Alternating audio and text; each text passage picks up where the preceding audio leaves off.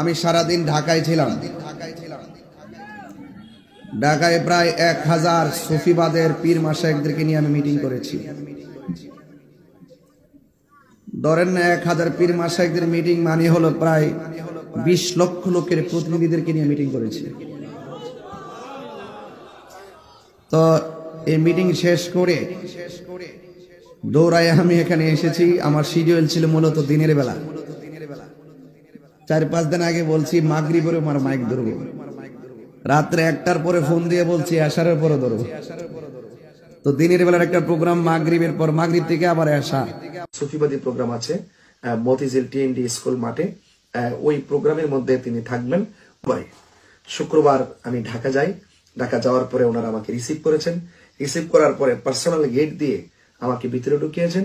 ঢোকানোর পরে দেখলাম ভিতরে বিশাল বড় মাঠ, মাঠে অনেক বড় প্যান্ডেল। এই প্যান্ডেলে